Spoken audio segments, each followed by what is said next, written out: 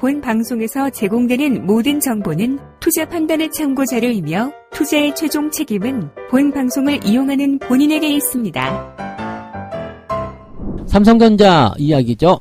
임원들의 자사주 매입 릴레이가 이어지고 있다. 그런데 주가 반응은 영 시원치 않아요 라고 되어 있는 건데, 삼성전자가 주가 하락을 만회하기 위하여 부사장급 이상의 일부 임원에게 자사주 매입을 권고하고 있다, 이렇게 되고 있고요.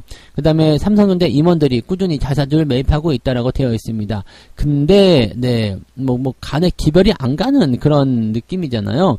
왜냐면 이제 부사장을 비롯해서 계속해서 매수하고 있다라고 되어 있는데, 지금 차병석 부사장 같은 경우는 66,650원의 평균 매입 단가를 가지고 있다라고 되어 있고요. 김경환 부사장 같은 경우는 65,800원에 매수를 했다. 그 다음에 최강부 부사장도 67,910원에 매입을 했다라고 되어 있어요. 65,000원 이상에서 일단 다 매수를 했다라는 얘기가 되는 거죠. 근데 보시면 아시겠지만 3,000주 샀다, 2,000주 샀다, 이렇게 되어 있어서 물량이 많지 않음을 이제 여러분 눈치를 채셔야 됩니다. 물론 이제 이런 임원들이 매수를 한다라는 것 자체가 일단 긍정적이죠. 왜냐면 임원들이 매수한다는 것은 그냥 일반 사람들이 매수하는 것과는 또 다른 의미예요. 그래서 자사주라고 봐야 되는 부분이고요. 물론 규모가 크고 적고가 떠나가지고 이 경영진하고 임원들이 자사주를 매입을 하게 되면 회사에 대한 성장, 신뢰 이런 것들을 보여줄 수 있는 부분이기 때문에 주가는 더 올라갈 겁니다. 설마 우리가 손해를 보겠습니까? 라고 이야기를 해주시는 부분이라 투자자들 입장에서도 힘을 좀 낼 수 있는 그런 구간이 좀 되겠죠. 근데 문제는 조금 샀다는 이야기죠. 3,000주예요.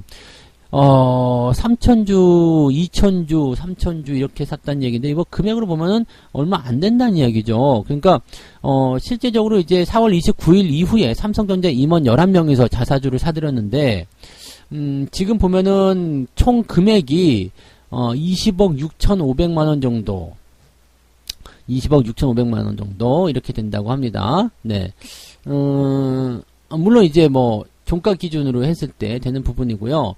그래서 지금 현재 이 정도 금액이라면은 어림도 없다라는 얘기가 되는 거죠. 자사주 매입을 임원들이 했다라고 해도 삼성전자가 올라가지 20억 정도 샀다고 해서 주가가 올라간다 이러면 말이 안 되는 거잖아요. 그러니까 이게 동네 구멍가게도 아니고요. 삼성전자가 20억어치 사가지고 주가가 급등하기 바란다. 이렇게 이상한 거죠. 물론 이제 심리적인 요인에서는 어느 정도 개선이 될 수 있겠습니다만 저 정도는 택도 없는 거고요. 지금 이렇게 투자를 한 임원들조차도 주가가 변동성을 보임에 따라서 손해를 좀 보고 있다라고 이야기가 나오고 있습니다만 어차피 저 사람들은 단기에 팔아먹을 생각이 없기 때문에 손해가 되든 안 되든 그건 중요하지 않을 것 같습니다. 어쨌든 올라갈 거라고 믿고 있을 거예요. 그래서 그런 부분이고 삼성전자 저런 사람들을 한번 사면은 몇 년씩 가지고 있겠다라고 생각하는 부분이라 지금 삼성전자를 한번 생각해 보세요. 6만원대의 현재 수준에서 앞으로 한 3년을 보유하겠다라고 산다라면 최소한 수익은 안 나오겠습니까? 그죠? 손해볼 일은 없을 것이다. 왜냐면 배당도 계속 나올 거고 가격이 싸니까 오히려 배당 받는데 더 유리할 수도 있겠네요. 그죠? 그러면 배당 계속 나올 것이고 어쨌든 내가 매수한 가격보다는 위에 올라가 있을 거고 그렇게 생각한다라면 자사주 매입할 필요가 있겠죠. 할만하죠. 지금 아무 때나 사도 되겠죠. 이렇게 생각할 수도 있고 또 아직 조금밖에 들어오지 않았다는 것은 나중에 떨어졌을 때 더 살 수도 있겠다. 이렇게 볼 수도 있는 얘기가 되겠죠. 그러니까 이런 내용인데 문제는 이거예요. 시장의 어떤 흐름들을 완전히 바꿔놓기에는 아직은 좀 부족하다는 얘기지. 즉 임원들이 매수할 게 아니라 회사 차원에서 이익 잉여금을 떼어가지고 자사주 매입에 나서서 소각을 시켜버린다든지 이렇게 가버린다라면 좀 낫지 않을까 생각합니다. 지금 삼성전자가 액면 분할을 하게 되면서 주식수가 너무 많아졌죠. 그래서 개인 투자자들이 쉽게 접근할 수 있는 그런 어떤 환경이 만들어지다 보니까 이게 그냥 계속 사는 거예요. 물량 자체가 개인들한테 많이 퍼져 있는 거죠. 그래서 약간의 부담감이 좀 있지 않나라 생각되는데 반대로 이제 주가가 올라가는 시기에서는 개인들 물량이 많으니까 쭉쭉 올라갈 수 있겠습니다만 지금처럼 이렇게 약간 부정적인 상황이 좀 나온다거나 이렇게 됐을 때는 물량이 많은 것이 오히려 좀 독이 됩니다. 개인들이 물량을 좀 덜어내줘야 되는데 계속 사서 비중을 더 늘려가고 있잖아요. 그러니까 이런 것들이 나오게 되면 새로운 자금들이 들어와서 즉 덩어리 자금이 들어와서 주가를 밑에서 밀어줘야 되는데 그 부분이 약한 거죠. 그러니까 그 덩어리 자금의 역할을 회사가 직접 해주면 좋겠다. 임원들한테 해서 뭐 코딱지만큼 살 게 아니라 회사가 덩어리 자금으로다가 한 방에 팍, 네, 뭐 조 단위로다가 밀어주면은 그런 것들이 좀 약발을 받지 않을까 생각합니다. 삼성전자가 한 4, 5% 정도 올라가려면, 네, 삼성전자 차원에서, 기업 차원에서 우리가 자사주 매입을 뭐 한 3, 4조 하겠습니다. 꽝 해주면은 주가가 좀 뛸 수 있겠죠. 그럼 뭐 그런 부분들이 이제 전환점이 만들어질 수 있다고 생각하시면 되겠습니다. 근데 이런 것들이 뭐 회사 입장에서도 생각하지 않을 건 아닐 거예요. 그래서 기회를 보고 있지 않겠는가 생각되는 부분이고요. 가장 쌀 때 사겠다 뭐 이런 식의 느낌을 가져갈 수도 있겠죠. 그래서 뭐 그런 쪽으로 생각하시면 될 것 같습니다.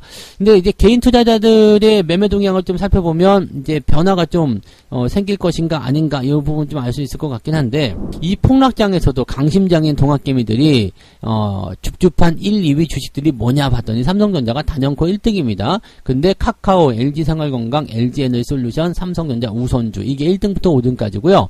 코스닥 쪽에서는 심텍, 네, 그 다음에 펄 어비스, 오스템 임플란트, 천보, 엔케미 이렇게 되어 있네요.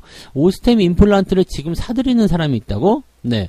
물론 이제 뭐 거래 재개가 되는 부분 때문에 기대감을 가졌다라고 볼 수도 있겠지만, 야, 저거는 조금 의외네요. 그죠? 오스템 임플란트 같은 경우는 네, 횡령 금액에 대한 규모도 상당히 컸지만, 물론 상당 부분 환수를 했다라고 하지만 일단은 신뢰도가 많이 떨어졌잖아요. 그리고 중요한 거는 신뢰도가 떨어졌든 안 떨어졌든 그게 중요한 게 아니라 그동안 뭐 시장이 조정을 받을 때 조정을 제대로 된 걸 한 번도 안 받았어요. 그러니까 그것을 제대로 시장에 반영을 하지 않았다는 이야기죠. 주가에 반영이 되지 않은 상태에서 신뢰가 떨어진 상태로 이제 거래가 재개가 됐어요. 거래가 재개가 된 거는 긍정적이고 좋은 이야기지만 이제 주가가 떨어진 것을 반영하지 못했고 신뢰가 없는 상태가 됐기 때문에 주가는 더 떨어질 수밖에 없거든요. 근데 이럴 때 매수를 한다. 뭐 지금 물타기를 할 입장도 아닐 건데요. 어차피 주가가 위쪽에 있기 때문에. 그래서 이 오스템 임플란트 매수가 있다라는 것은 약간 좀 의아하다. 네. 아무튼 뭐가 있다 그러면 막 달려드는 것이 아닌가 싶기도 한데, 거래 재개가 호재가 아닙니다. 그래서 일단 그 부분들을 꼭 참고하셔야 되겠고, 또 보시면 뭐 게임주 뭐 이런 것들 매수로 들어가 있고, 뭐 2차전지 소재 뭐 이런 쪽으로 들어가 있는데, 이런 것들 뭐 보시면 아시겠지만 주가가 떨어질 때 종목들 매수를 좀 많이 하고 있어요. 특히 이제 삼성전자 이런 쪽에 보면 개인들이 6천억이나 매수할 정도, 또 카카오 지금 떨어지고 있어서 매수하지 말라고 계속 말씀을 드리는데도 불구하고 사람들이 매수를 많이 하게 되죠. 또 제가 말씀을 안 드린다고 하더라도 주가가 떨어지고 있으면 일단은 손을 좀 빼볼 법도 한데, 그냥 그런 거 아랑곳하지 않고 그냥 매수를 막 한단 말이죠. 도대체 이게 용감한 거야 멍청한 거야 뭐 이렇게 고민들이 되실 수도 있을 것 같긴 합니다만, 계속 네 사들이고 있는 거, 이게 과연 맞는 거냐, 이게 뭐 왜 사는 거냐 이런 식으로 얘기가 지금 나올 수도 있을 것 같아요. 자, 일단은 뭐 정확하게 내용 한번 살펴봅시다. 카카오, 삼성전자 뭐 이런 식으로 해서 매수가 되고 있고, 성장주로서 주가가 반토막 나버린 네이버도 순매수 상위 종목 7위에 올랐다 뭐 이렇게 해서 지금 보면은 많이 떨어진 종목들을 위주로 매수가 들어가고 있는데, LG형제들 뭐 이런 거 다 되어 있습니다. 자, 이거를 지금 좀 살펴보게 되면 개인 투자자들이 이렇게 종목들을 매수하고 있는 그 이유가 물타기냐 아니면 신규 매수냐, 여기에 대한 분류를 좀 지어야 될 것 같아요. 물타기일까 아니면 신규 매수일까, 이거는 사실 알 수가 없어요. 왜냐면 뭐 갑돌이가 지금 뭐 5,000주를 샀는데 마이너스가 뭐 한 30% 나왔어. 근데 계속 사고 있어. 이렇게 사는 것인지, 갑돌이는 물려있는 상태로 그냥 망연자실하고 있는데, 아니면은 뭐 저쪽에서 이제 갑순이가 와가지고 내가 사야지 그러면서 신규 조건을 들어오는 걸 수도 있거든요. 자, 지금 주가가 많이 떨어졌으니까 이제 사면은 기회다 라고 해서 들어오는 사람들이 있을 수도 있습니다. 조금씩 진입이 있겠죠. 그래서 지금 제가 보기에는 아마 시장의 어떤 흐름이 많이 진행이 됐기 때문에 이제 물타기에 대한 물량을 계속 집어넣기 좀 어려울 것 같아요. 그 뭐 신용을 써가지고 더 들어올 수 있는 자금의 어떤 한계도 분명히 부딪혔을 거고요. 또 요즘에 금리가 올라서 새롭게 대출하는 그런 상황도 별로 아니었을 거란 말이죠. 이미 자금이 묶여 있는데 여기서 매수를 더 집어넣는다?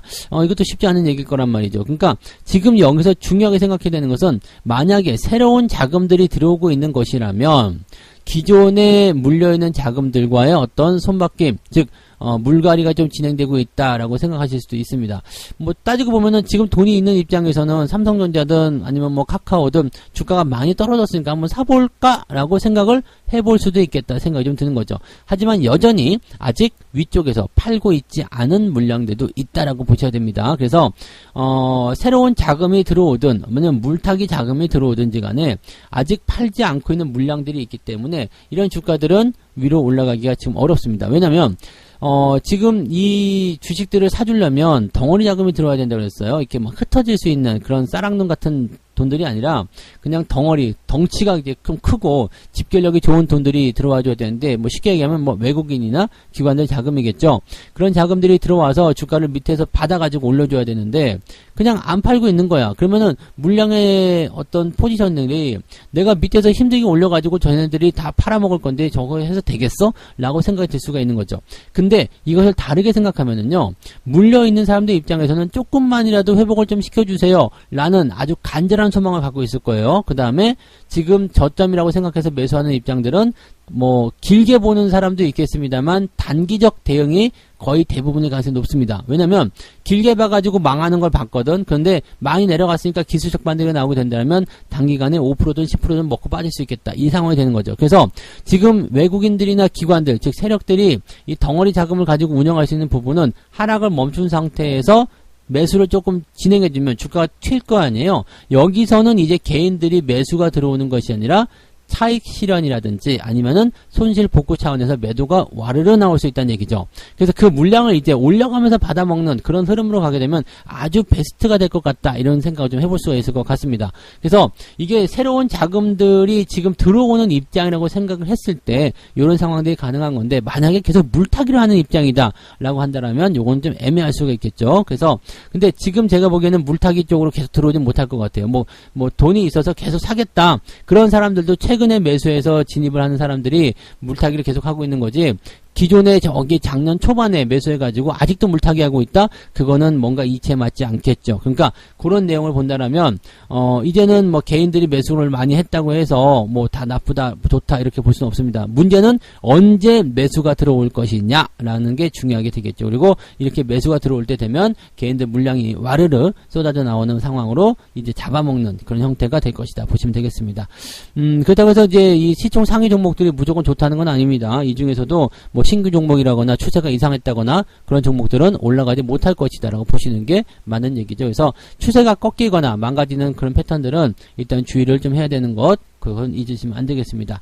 자, 아무튼 개인들이 계속적으로 매수를 하고 있다, 그래서 찌찌찌 혀만 찰 것이 아니라 돈이 어디서 이렇게 나오는 거야 라고 생각하실 것이 아니라 새로운 개미들이 시장 바닥이라는 인식하에 참여를 하고 있는 것이다 라고 보시면 되겠습니다. 그래서 이렇게 매수가 들어오는 것은 어쨌든 뭐 나쁜 건 아니겠죠. 다만 주가가 올라가느냐 안 올라가느냐는 개인들의 움직임에 달려있는 것이 아니다라는 게 중요한 포인트겠죠. 네, 참고하시면 되겠습니다. 지금 단기적인 시장이야 뭐 나쁠 수 있겠습니다만 중장기적으로 볼 때는 좀 좋을 것이다라고 생각할 수 있는 그런 소식이 하나 있습니다. 이 100억 원 미만 주식 보유자에게는 양도세를 폐지시켜주겠다, 이런 얘기죠. 지금 초고액 주식 보유자를 제외하고는 양도소득세를 폐지하겠다라고 되어 있습니다. 지금 그 기준을 100억 원으로 잡았다라는 얘기가 되는 거죠. 그러니까 주식을 100억 원 이상 들고 있다, 이 정도면은 이제 초고액 주식 보유자가 되는 거기 때문에 거의 뭐 사실상 양도세 폐지라고 보시면 되겠죠. 물론 이제 국가의 통과가 필요한 부분이긴 하겠습니다만 이 부분은 투자자들 입장에서 또는 국민들 입장에서 굉장히 원했었던 부분이기 때문에 아마도 그냥 넘어가지 않을까 생각합니다.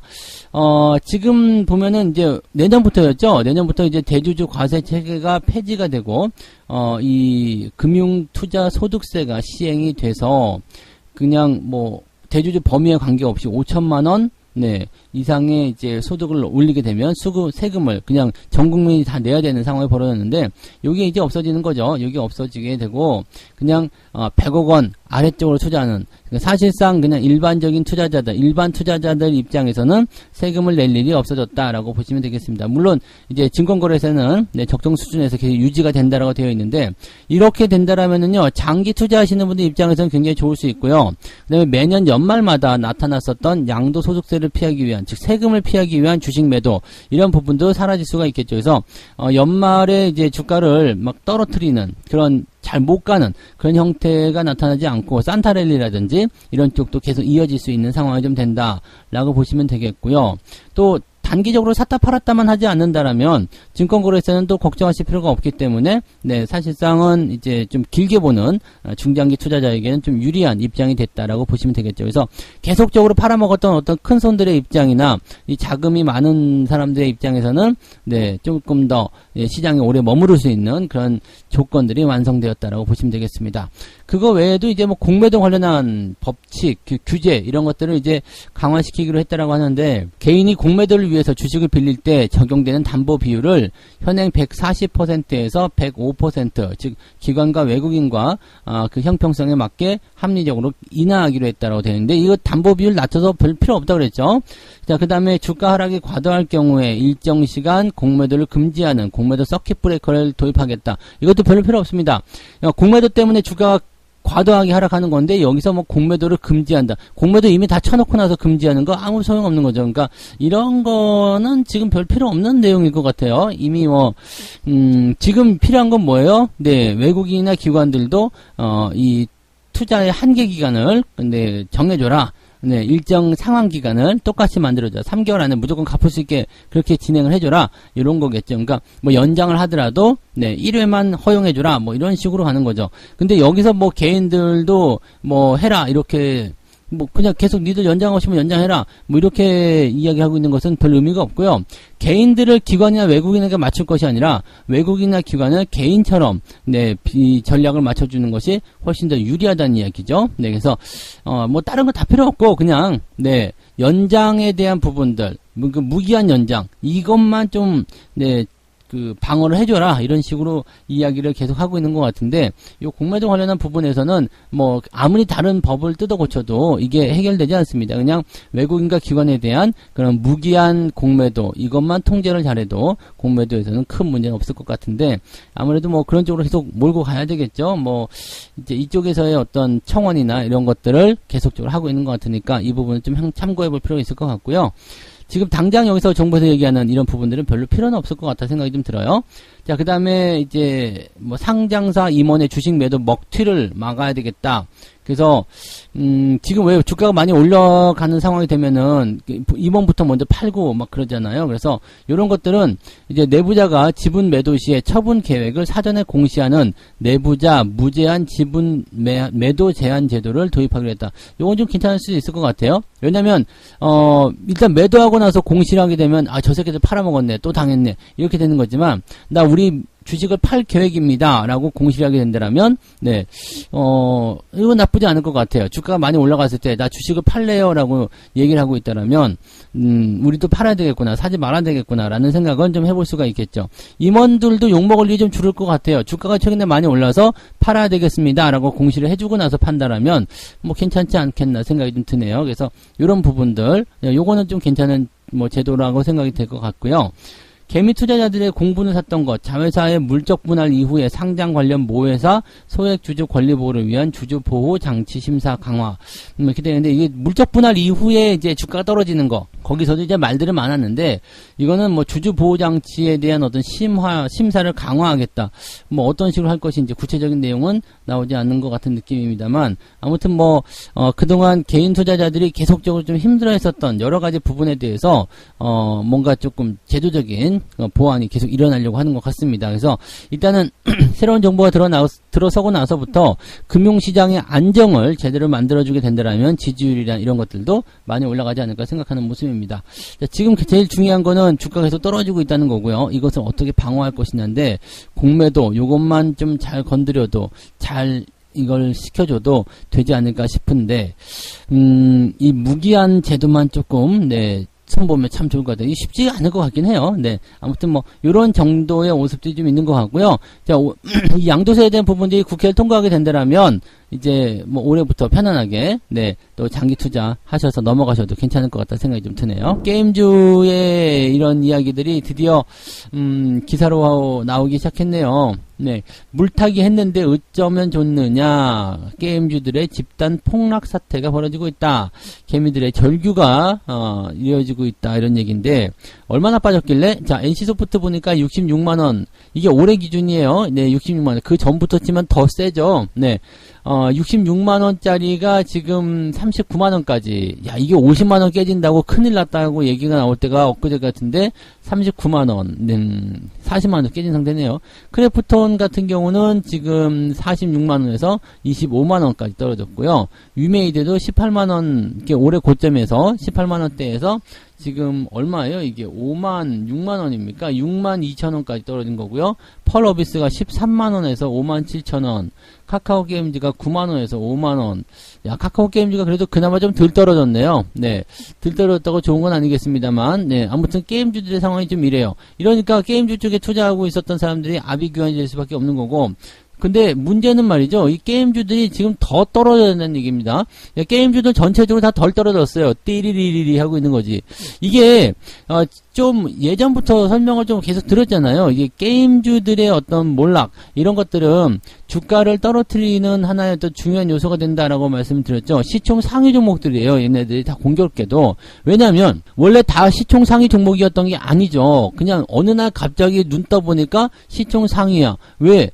그동안 이제 뭐 짧은 시간 내에 주가가 갑자기 뛰어 올랐거든요. 무엇 때문에요? NFT, 메타버스 이런 것들을 가지고서 갑자기 뛰어 올랐어요. 그럼 뭐 그 다음에 이제 코로나로 인해 가지고 뭐 집콕을 하다 보니까 계속적으로 이제 게임의 수요가 늘어나는 그런 상황이 벌어지고 하니까 실적도 좀 늘어나고 막 그랬었거든요. 그래서 어깨 좀 피고 다니고, 네, 동네에서 돌아다니면서 방구 좀 끼고 다니고 이렇게 했었던 게임주들인데 문제가 생기기 시작하죠. 네, 실질적으로 이제 NFT 메타버스를 통해서 주가는 많이 올랐는데 실적이 뒷받침되지 못하는 얘기죠.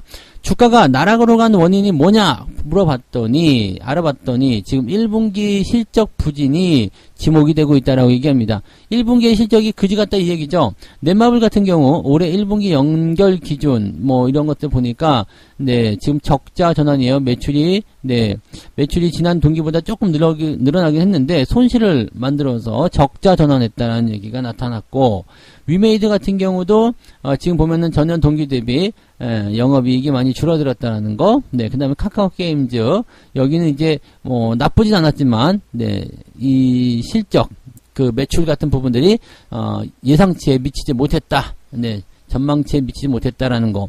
이게 또 제일 중요하죠. 전망치에 미치지 못했다. 예상보다 더 낮게 나왔다. 뭐 이런 거. 라고 보시면 되겠고. 그 다음에, 분기 최대 매출을 기록한 크래프톤이, 네, 그나마 체면을 차렸다. 라고 되어 있습니다만, 얘는 신규 종목이기 때문에 주가가 또 계속 떨어지고 있다는 얘기고. NC소프트도 지금 보면은 뭐, 일단은 어떻게 나올는지 모르겠습니다만, 네, 이 NC소프트 실적이 또 나쁘게 나오면은 주가는 더 많이 떨어질 수 있는 상황이 좀 된다 이 얘기입니다. 게임주들 같은 경우가 이제 사실 뭐 NFT 때문에 주가가 많이 올라가서 뭐 메타버스 때문에 많이 올라가서 이렇게 보셔도 되긴 되는데 문제는 네, 실적은 그렇게 크게 늘어나지 못하는 상황으로 가고 있지만 게임주의 주가는 큰 폭으로 올랐다는 것이 부담이 되는 거죠. 즉 매달 1,000만원씩 벌던 회사가 어느 날 갑자기 보니까 이 주가가 무슨 이유를 통해서 네 갑자기 한 10만원씩 버는 그런 회사만큼의 주가 수준이 되어 버렸어요. 근데 매출은 계속 1,000만원짜리예요. 그러면 이거는 네 제가 지금 뭐라고 했죠? 1,000만원, 매출이 1,000만원, 숫자는 1,000만원짜리 매출을 보이던 회사가 어느 날 갑자기 보니까 네 매출이 한 10억, 20억, 막 이런 회사처럼 주가가 변해져 있는 거죠. 하지만 계속 실상적인 부분들은 1,000만원이다 이 얘기지. 그러니까 낮은 수준의 원래 그냥 그 수준의 매출을 유지하고 있고 뭐 조금 늘어났을 수도 있어요. 하지만 그것보다도 더 많이 주가가 올라가 버리게 되면 이것은 그냥 바로 고평가가 되는 겁니다. 이 고평가라는 부분들은 정말로 중요한 게 주가가 올라갈 수 있는 성장 동력을 전부 다 재료나 뉴스 앞으로의 미래 가치를 통해서 가지고 왔다가 시들해지면 헌신짝처럼 버려버린다는 얘기입니다. 그렇게 되면 주가가 아주 나락으로 갈 수밖에 없는 얘기가 되는 거죠. 왜냐하면 자기 가치를 찾아가야 되니까요. 더 이상 사람들이 찾아주지 않아요? 그러면 자기 가치 찾아가야 되잖아요. 그래서 그런 것들이 지금 게임주한테 일어나고 있다. 게임주도 그동안 많이 올라갔고 지금 많이 내렸다 볼 수 있지만 그럼에도 불구하고 많이 올라온 애들도 많이 있습니다. 그래서 그냥 고평가에 대한 논란들을 통해서 주가 떨어지는 상황에서 그냥 연결고리가 있는 종목군들이 다 같이 떨어졌다. 그냥 이렇게 생각하시면 될 것 같습니다. 그래서 게임주들 뭐 건드리지 말라고 이제 수개월 전부터 이야기해드리고 있는데 이 작년부터 말씀드린 거예요. 작년부터 위메이드 팔아먹을 때 20만원대에서 팔아먹을 때도 그때부터 말씀드렸죠. 많이 올라간 종목들. 근데 이건 국간 게임주에만 국한되는 게 아니에요. 그냥 많이 올라간 종목은 무조건 조심하는 거. 그게 중요한 겁니다. 그래서 저점 천국, 고점 지옥을 다시 한번 여러분들이 오늘도 3번 복창하시면서 네, 시장에 임해 주시면 될 것 같아요. 네. 자, 아무튼 게임주들 대응하시는 분들 물타기 같은 거 하지 마시고요. 더 하락할 수 있다는 것만 기억하시기 바랍니다. 네. 사료주. 네, 사료주들. 지금 이제 최근에 주가가 또 막 폭락하고 있는 상태가 벌어져서 아유, 이것도 뭐냐 이렇게 얘기가 나오실 것 같은데 주가가 계속적으로 상승세를 좀 보였었어요. 그리고 곡물 가격이 계속해서 올라가는 것도 맞습니다. 지금 우크라이나 사태가 장기화로 들어가면서 곡물 가격이 올라간다. 이렇게 되어 있고요. 지금 일단은 1년을 벌어놨다고 보시면 되겠습니다. 왜냐면 우크라이나에서 이번에 파종을 못했기 때문에 아무래도 1년 정도는 힘들겠다. 이번 연도 힘들다라고 얘기가 나올 수 있겠지만 뭐 전쟁이 이번 연도 안에 끝난다라면 뭐 내년 뭐 4월 전에 끝난다라면 우크라이나가 다시 파종하는 데는 별 문제가 없겠죠. 그러면은 네, 이 물가 상황은 일단 뭐 장기적으로 몇 년씩 가는 것이 아니라 네, 올해 안에 이제 마무리될 수 있는 상황이 좀 될 것이고 또 물가의 안정세도 이제 서서히 작용이 될 것이다라고 보시면 되겠죠. 자, 근데 어쨌건 지금은 곡물 가격이 상승하게 되면서 이 사료 관련한 종목군들이 많이 올랐죠. 사료주뿐만 아니라 뭐 관련한 육계, 가공 뭐 이런 쪽도 다 같이 올라가는 모습이어서 뭐 팜유 뭐 이런 쪽 다 올라갔죠. 식품주도 같이 올라갔었고요. 근데 이런 종목군들이 올라가게 되면서 문제가 뭐냐면 주가가 올라갈 때는 또 거기에 대해서 차익 실현에 대한 욕구가 생기게 되어 있잖아요. 지난번에 쌍용차 때문에 쌍방울들 뭐 광림들 막 올라갈 때 네, 그 관련 종목들에서 이제 대주주들 팔아먹는 거 나타났었잖아요. 그러니까 주가가 올라갈 때는 테마로 주가가 올라가면 항상 팔아먹는 애들이 나타납니다. 이게 법적으로 문제가 되는 것이 아니기 때문에 팔아먹는 것을 뭐라고 할 수는 없지만 네, 이거는 좀 아니지 않느냐라는 생각이 좀 드는 거죠. 대주주가 팔아먹은 모습이 또 나타났잖아요. 지금 팜스토리의 최대 주주인 이지홀딩스가 3월 24일부터 5월 6일까지 네, 총 730억 어치를 장내 매도했다. 주가가 올라가니까 팔아먹었다는 얘기죠. 그러니까 이렇게 되면은 네, 대주주가 팔아먹었다. 그러면 뭐 여기에 대해서 말 다 한 거 아니겠습니까? 일단 차익 실현하고 팔아먹었으니까 그걸 뭐 가지고 나쁘다고 할 수는 없겠지만 네, 거기 대주주가 받아줄 사람들이 없다. 그러면 뭐가 되겠어요? 주가는 위쪽에서 바글바글 하다가 주가 떨어질 수밖에 없는 상태가 되는 거겠죠. 그러니까 불과 4개월 만에 3배나 팜스토리의 주가가 뛰니까 여기서 그냥 차익 실현이 들어갔다라고 보시면 되는 거고요.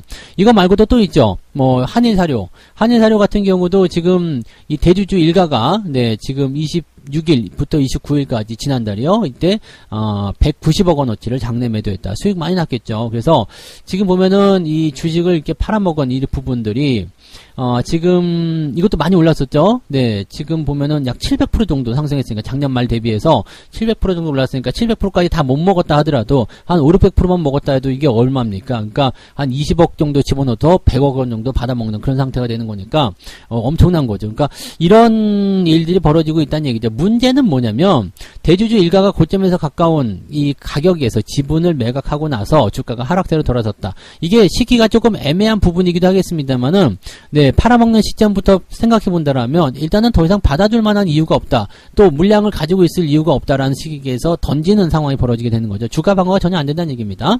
자, 그다음에 사조 동아원 같은 경우도 마찬가지로 네, 팔아먹은 예시가 나타났다는 얘기입니다. 그러니까 뭐 대부분 보면은 뭐 여러분들이 대주주라도 마찬가지일 거예요. 욕할 건 없어요.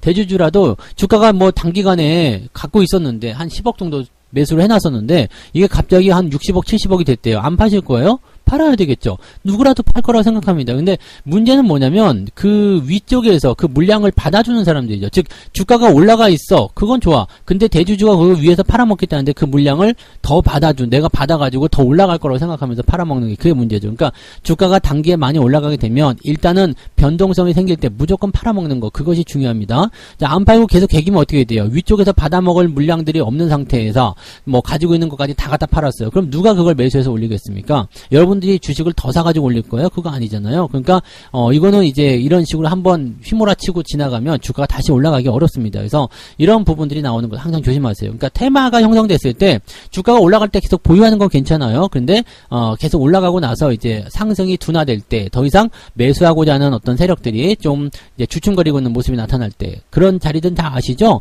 뭐 음봉이 크게 나오거나 거래가 나오거나 아니면 그동안 계속 올라가던 추세가 꺾인다거나 이평선이 대대로 나온다거나 이런 여러 가지 이유들이 대주들이 있잖아요. 그 상황 속에서 우리가 매도 포인트를 찾으시면 된다는 얘기입니다. 매도 잘 하셔야지 됩니다. 고점에서 매도 못하면은 수익 난 거 다 까먹을 수가 있어요. 그러니까 항상 그 부분 조심하시고요.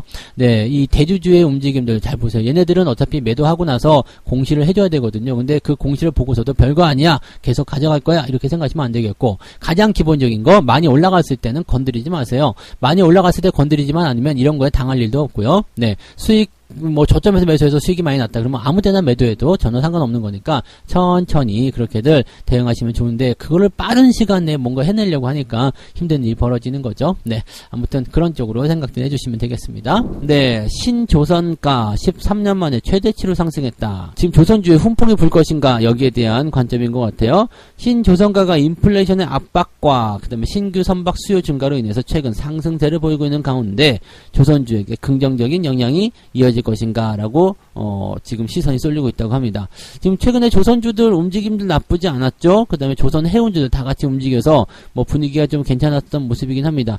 다만 이제 조선주가 폭발적인 상승을 보인다든지 뭐 흐름을 막 끄집어낸다든지 뭐 이런 쪽은 아니었던 것 같아요. 그리고 조선주하고 해운주 쪽에 관심을 많이들 가지고 계시긴 하더라고요. 왜냐면 뭐 주가가 폭락한 상황에서도 뭐 그다지 네, 영향을 크게 받지 않았다라는 느낌을 좀 가져갈 수도 있을 것 같고, 또 어떻게 본다면 경기가 좋아질 수 있다라는 장기적 전망에 따르면 이 조선주와 해운주들은 당연히 상승할 수밖에 없지 않겠느냐, 이런 식으로 할 수 있는 부분이 되겠죠.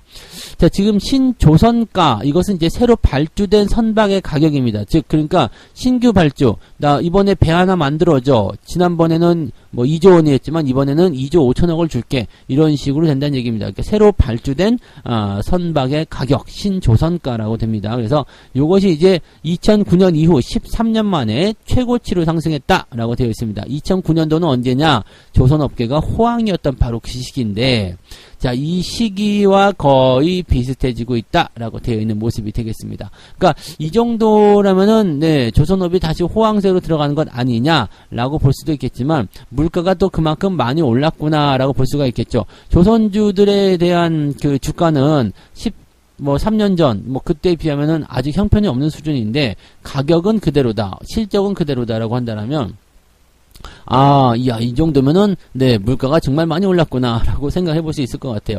자, 그러면 어쨌건, 자, 기업의 실적이 올라가고, 이렇게 물가 상승했다, 뭐 그런 부분이 생기더라도, 이 조선주들의 어떤 실적이나 그런 부분들이 당연히 상승할 수 있지 않겠느냐라고 볼 수 있는 부분이 좀 되겠죠. 그러니까, 앞으로 이제 선박 가격의 상승이 계속 이뤄질 수 있다는 거, 인플레이션에 대한 압박, 그 다음에 원자재 가격의 상승, 이런 부분들, 또 수요의 증가, 이런 것들이 이제 조선주들을 좀 끌어올릴 수 있는 요소가 되지 않겠느냐, 이렇게 보여지고 있기도 합니다.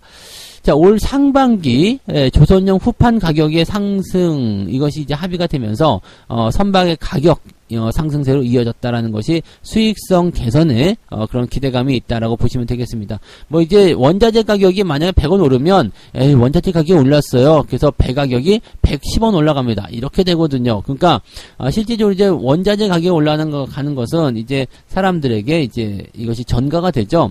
실질적으로 이제 배를 사는 입장에서 배 가격이 올라가니까 이제 부담되겠지만, 그것도 또 마찬가지예요. 배를 이용하는 용도를 이제 화물 운송이다 그러면 이제 화물 운송하는 사람한테 그 배 가격이 인상된 것을 또 전가할 테고, 또 화물을 또 하는 사람들은 화물 운임 인상 그런 것들 통해 가지고 가격이 올라가는 것을 또 소비자들에게 네, 전가하게 되는 거죠. 그러니까 어쨌든 이제 저 밑에서부터 일단 시작이 되는 이 가격이 조선업들의 어떤 실적 증가도 이어지게 되겠습니다만, 결과적으로는 물가 상승으로 또 이어질 수 있는 상황이 좀 된다, 그렇게 보시면 되겠죠. 자, 거기다가 이제 조선주들은 지금 수주 잔량이 6년 만에 최고 수준이라고 합니다. 아주 좋은 소식만 계속 전해지고 있네요. 일단 실적도 좋고, 제품 가격도, 제품이라고 하면 좀 그런가요? 네, 이 선박 수주에 대한 가격도 증가했는데, 여기서 이제 네, 일거리도 엄청나게 많아졌다라는 거. 자, 이렇게 된다라면 네, 어마어마하죠. 지금 4년 2016년 4월 이후에 6년 만에 최고치로 수주 잔량을 찍고 있다라고 되어 있기 때문에 국내 조선업들이 이렇게 간다면 실적이 계속 증가할 수밖에 없는 상황이 되지 않겠느냐라고 볼 수가 있겠죠. 다만 여기서 한 가지, 지금 실적 기대감 너무 좋아요. 조선주 막 사야 되겠어요 라고 생각하시는 분들 계실지 모르지만, 배를 뚝딱뚝딱 만들어, 근데 그러고 나서 돈을 언제 받아요? 배를 다 만들고 나서거든요. 배를 다 만들어서 인수할 때 얘네들이 돈을 안 줄 확률은 뭐 많지는 않겠지만 그런 확률도 존재하고 있기도 하고요. 또 배를 뚝딱뚝딱 만드는 게 뭐 레고 조립하는 게 아니잖아요. 그러니까 뭐 한참 걸리겠죠. 그래서 지금 일단 수주를 받았다라는 것만으로도 기대감을 가지고 있다. 하지만 그 수주를 받았다는 것은 실적이 늘어났다가 아닙니다. 실적이 늘어날 수 있다가 되는 거죠. 그러니까 실제로 돈을 받아가지고 실적이 늘어나는 시점이 됐을 때 그 즈음에서도 주가가 아직도 이 모양이면 엄청난 저평가일 것이다 라고 생각하시는 게 맞는 거죠. 그렇다면 이제 서서히 만약에 그런 부분들을 회복시켜가는, 어쨌든 수주를 받았다는 것은 앞으로 실적이 증가할 거잖아요. 그러니까 그 흐름에 맞춰가지고 주가가 상승할 것이다. 그리고 조선업도 뭐 해운업도 마찬가지로 경기가 아주 좋아지고 있다라는 느낌이 들었을 때 상승세를 많이 보이거든요. 2008년도, 2009년도 조선업이 최고치를 찍었다라고 할 수 있었던 부분은 다 2007년도까지 주가가 많이 상승했었고 또 경기가 많이 좋았기 때문이거든요. 그래서 지금 이 조선업에 대한 부분들, 우리가 생각해 볼 수 있는 부분들은요, 중장기적인 관점에서 분명히 좋습니다. 그런데 지금 당장 사야 하느냐, 거기에 대해서는 글쎄요라는 부분이 좀 되는 거죠. 그러니까 길게 내다보시면서 대응하시는 거, 또 그 다음에 단기적인 어떤 변동성 이런 것들을 생각하면서 대응하는 것은 나쁘지 않습니다. 대신에 이거는 시간을 길게 놓고 봐야 된다는 것을 꼭 참고하시기 바랍니다. 조선업으로 단타 치려고 하지 마시고요. 길게 보는 것이 필요하다라고 말씀을 드려보면 되겠죠. 밀 대란 우려감에 사료주들이 또 뻥뻥 튀어올랐다. 사료주도 어제 상한가 치고 난리가 아니었죠. 자, 우크라이나 전쟁 이 부분 때문에 강세를 보였었던 부분도 있었는데, 또 한 가지 이제 밀 생산 국가인 인도가 밀 수출을 금지하면서 가격이 고공행진했다. 이런 것들이 이제 사료주들에 대한 분위기다. 그래서 당분간 이 같은 분위기가 계속될 것이다 라는 전망을 가지고 있기 때문에 막 상한가를 치고 또 급등을 하고 이렇게 되는 모습이죠. 자, 지금 이렇게 되면은 사실 곡물 가격 인상에 대한 부분들, 뭐 인플레이션, 뭐 식량난, 뭐 등등등 여러 가지 상황들이 계속 되는 부분들인데, 여기다가 이제 인도네시아가 파묘 수출 금지한다 그래가지고 또 거기 관련주들 막 올랐었잖아요. 그런데다가 지금 인도까지 식량 보호에 나서면서 국제 곡물 가격 인상에 대한 부분들이 커진다. 이거는 사실 뭐 밀 같은 경우는 모든 부분에 대한 어떤 물가 상승을 의미합니다. 우리나라는 밀을 대부분만 수입을 하고 있기 때문에 밀가루예요, 밀가루. 그러니까 찌짐이 가격이 올라갈 수도 있는 거고요. 그 다음에 라면 가격, 그 다음에 밀가루 만드는 거 빵, 등등등. 생각보다 밀가루 만드는 게 많아요. 튀김옷, 통닭 가격도 올라갈 수 있죠. 통닭도 튀김옷을 입히잖아요. 네. 통닭이 튀겨지기 전에 곱게 튀김옷을 입고 들어가야 되는데, 거기에도 튀김가루 이런 거 전부 다 밀 안 쓰지 않을 거 아닙니까? 그러니까, 자, 이런 부분들이 상당히 많이 이 식품들에게 연결이 되어 있어요. 그러니까 대부분의 가격들이 또 인상이 될 수 있는 그런 상태로 진행이 될 수 있다. 요즘엔 쌀을 쓰겠다 그렇게 얘기했지만 기본적으로 베이스는 다 미리 들어가야 되겠죠. 그러니까 그 내용들을 꼭 참고를 하셔야 되는 부분인데, 자, 이렇게 식량 가격에 대한 부분들이 계속적으로 올라가면 무슨 상황이 벌어지냐? 사료, 비료, 그 다음에 농사 관련주들까지도 같이 들썩거릴 수밖에 없어요. 그러니까 그 내용들이 지금 나오고 있는 거고, 지금 인도 같은 경우를 좀 생각해 봅시다. 그러면 이 상황이 우리나라한테 정말 그렇게 큰 영향을 주는 상황이고, 테마주들이 이렇게 미쳐서 발광할 정도로 뛰어 올라가야 되는 그런 내용이냐라고 볼 수 있는 부분인데, 인도가 지금 유럽연합과 중국에 이어서 세계 3위 밀 생산국입니다. 그런데 인도의 수출량은 전 세계 수출량의 4%밖에 안 돼요. 그러니까 이 전 세계 수출량의 4%밖에 안 되는 것을 금지하겠다. 어쩌라고. 이렇게 돼야 되는 부분이 된단 말이에요. 그리고 지금 밀에 대한 부분들을 자국 내에서 대부분 소비하고 있다. 밀.